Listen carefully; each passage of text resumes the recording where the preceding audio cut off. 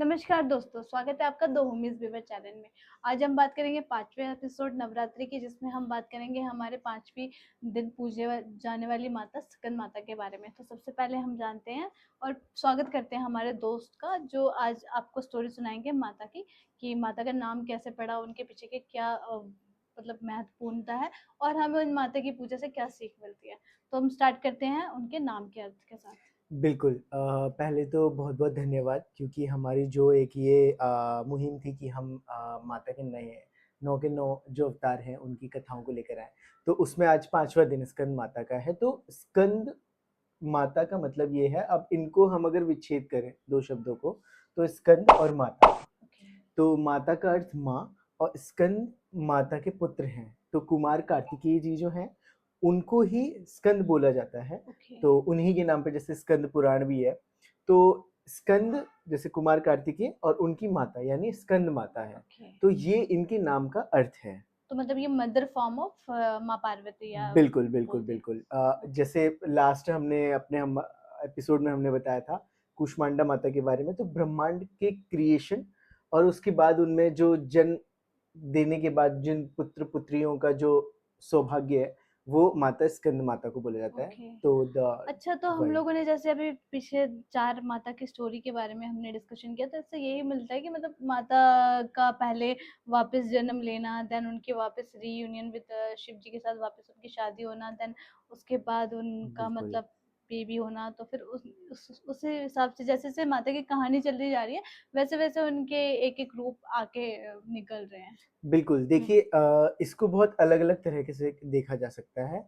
एक तो देवी भागवत पुराण के हिसाब से भी और दूसरा आपकी निजी दिनचर्या और जो हमारा जो मतलब डेली रूटीन जो नैतिक नियम है, जो हमारी दिनचर्या है, उसके बेसिस पे भी आप देख सकते हो कि आज के फॉर्म में एक छोटे बेबी जो बेबी गर्ल होती है, उससे लेके उसकी एंडेस्ट वृद्धावस्था तक की जो फॉर्म होती है, हम्म। वो पूरी की पूरी माता तक की दिखाई है। जैसे कि starting form of baby girl is आपका शैलपुत्री, फिर हम्म। उसके बाद जब वो पठन-पाठन के लिए जाती है, हम्म। तो ब्रह्मचारिणी, ओके। ठीक है? उसके बाद वो जब विवाहित होती है, तो चंद्रघंटा माता, जब वो प्रेग्नेंट होती है, तो कूष्मांडा माता, क्योंकि उसके अंदर जो बेबी है, उसके लिए वो संपूर्ण संसार है। हम्म।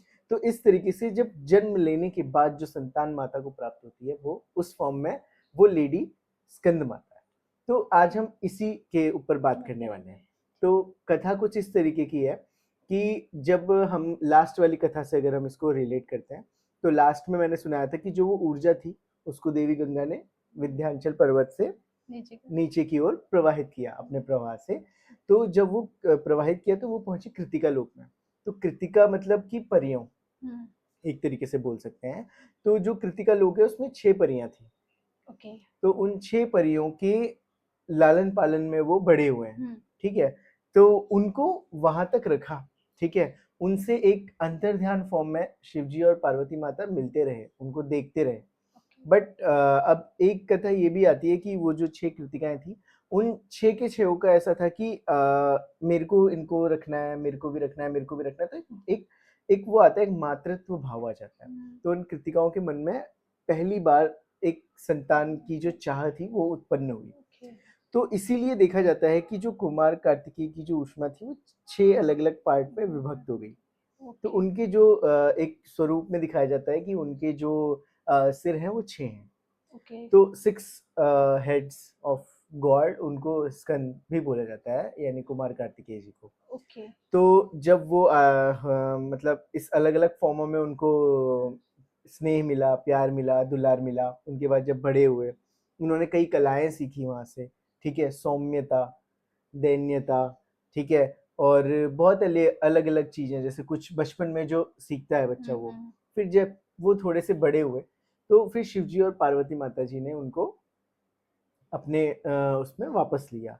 तो ओके। पहले वो रिकॉग्नाइज़ नहीं करते थे। उनका ये था कि मतलब अब जैसे कोई बेबी है छोटा-सा, अब वो हम्म। पैदाइशी किसी के साथ रहा है, वो थोड़ा-सा बड़ा हो गया है, 3 साल का हो गया है। हम्म। तो 3 साल के बाद वो कैसे एक्सेप्ट करेगा कि जो एक्चुअल उसकी मदर है, वो है जो कभी उनके साथ रही ही नहीं। ओके। तो वो तो उन्हीं को मदर मानेगा जो जिन्होंने उनको बचपन से केयर किया है, जिनको रूट दिया है, पाला है वगैरह। पाला है, पोसा है, रोटी दी, अनाज दिया, अपने साथ रखा, ठीक है? सुबह के नहाने से रात की लोरियों तक का पूरा सफ़र जो है, वो बच्चे को याद रहता है। ओके। तो धीरे-धीरे और कृतिकाओं का भी स्नेह हो गया था, वो भी नहीं चाहती थी कि कुमार कार्तिकेय जाएँ यहाँ से, क्योंकि उनको तो अपने-अपने लेवल पे सबको प्यार करने का एक अवसर मिल रहा था। हाँ। तो इसी तरीके से पूरी कश्मकश में वो भी नहीं जाना चाहते और ये भी नहीं भेजना चाहती थी, बट इनका ये था कि इनको तो अपना पुत्र तो चाहिए ही, क्योंकि उन्हें अलग-अलग कलाएँ सिखानी हैं, उन्हें उनकी शक्तियाँ प्रदान होनी हैं, उन्हें आगे जाके उनका पदवी प्रदान होनी है, तो कई सारी चीज़ें थी, तो उनको मनाया गया कई तरह से। और इसी में ही जैसे जो आप व्रत कथा भी पढ़ते हैं तो उसमें भी आती है कि कुमार कार्तिकेय जी पूछते हैं पार्वती माता से कि आपने मुझे किस तरीके से प्राप्त किया, तो उन्होंने भी बोलती है कि मैंने 16 सोमवार व्रत रखे, इस तरह से कथाओं का भी एक रिलेशन चलता है।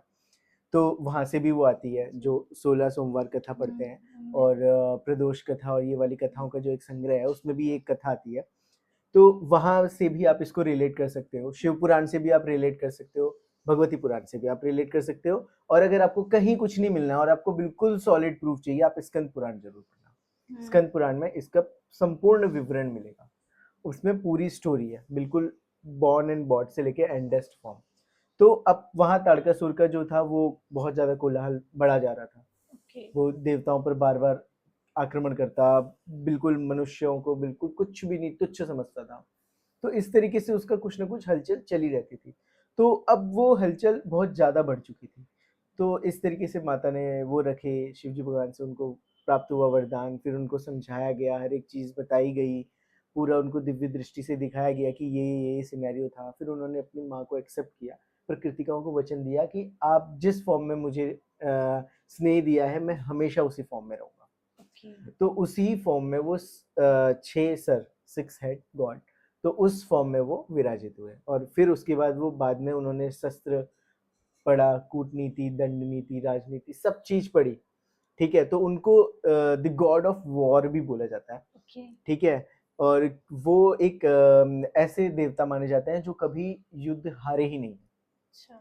वो गणों के भी गण हैं, गणाध्यक्ष हैं जो शिवजी भगवान के हैं और उसके बाद वो देवताओं के भी सेनापति हैं। तो देवताओं के सेनापति के रूप में वो आगे जाके उनको एक पदवी मिली और उसके बाद उन्होंने उनके सारे संग्रहण में, उनके सारे नियंत्रण में, उनकी सारी की शक्तियों को मिला के फिर जो उसका वरदान प्राप्त था जो आपका असुर था, तो उस असुर को मारा। ओके। फिर उसके बाद उसका वध होने के बाद उनको वापस से एक्सेप्टेंस मिला और फिर जो आप देखते हैं एक संपूर्ण फॉर्म जो माता की है, माता उनको अपने उसमें लैप में बिठाई हुई हैं। एक हाथ में उनके अभय मुद्रा है, एक हाथ में कमल है और एक हाथ से वो लोगों को मतलब बहुत स्नेह प्रदान कर रही हैं। तो इस तो तरह का माता का फॉर्म है, एक लोटस में बैठना, ओके। बेबी को तो इसमें भी पकड़ना, माता के 4 वही। हाथ हैं। बिल्कुल, 4 हाथ हैं और माता जो है इन चारों हाथों से देखिए अस्त्र-शस्त्र सब एक चीज़ अलग है, बट इन चारों हाथों से भी माता सिर्फ़ और सिर्फ़ एक छोटे बेबी का स्नेह करती हैं।